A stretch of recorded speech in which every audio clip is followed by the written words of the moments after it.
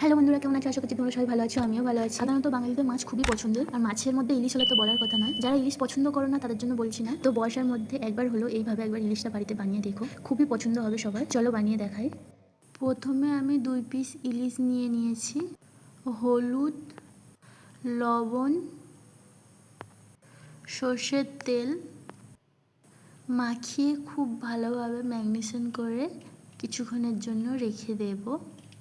এই রান্নার জন্য সর্ষের তেলটা খুবই প্রয়োজন। সর্ষের তেলেই রান্না করলে স্বাদটা অনেক গুণ বেড়ে যায়। এরই মধ্যে মিক্সিং জারে একটা পেস্ট বানিয়ে নেব। সর্ষে, পোস্ত, লবণ, 2 পিস কাঁচা লঙ্কা মিহি পেস্ট বানিয়ে নিয়ে এইভাবে ছাঁকনি করে ছেঁকে নেব ও মিক্সির জারটা ধুয়ে অল্প পরিমাণ জল দিয়ে দেব।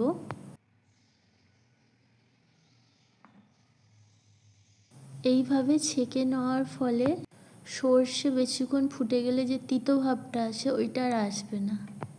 তো ওই পেস্টটার মধ্যে কাঁচা সর্ষের তেল বেশ অনেকটা দিয়ে ফেটে রেখে দেব।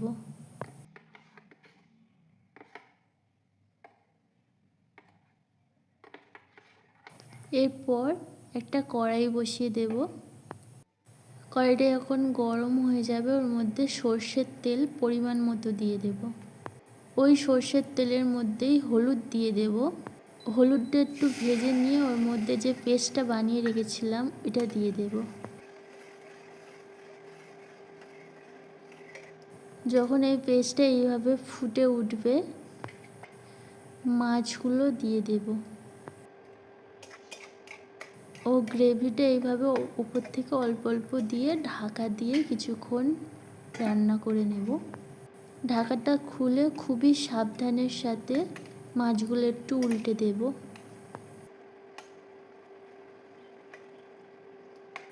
অপর পিঠটাও একটু ঢাকা দিয়ে রান্না করে নেব।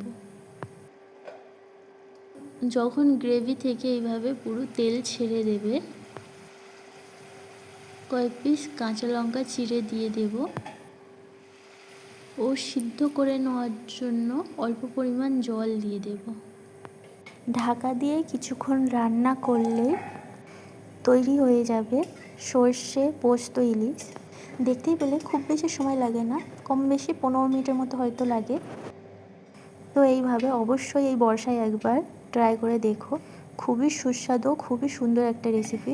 ট্রাই করে কেমন লাগলো কমেন্টে জানিও। লাইক কমেন্ট শেয়ার করে দিও, সাবস্ক্রাইব করে পাশে থেকো। সম্পূর্ণ ভিডিওটা দেখার জন্য তোমাদেরকে অনেক ধন্যবাদ। টাটা, তোমরা সবাই ভালো থেকো। আজ তবে আসি।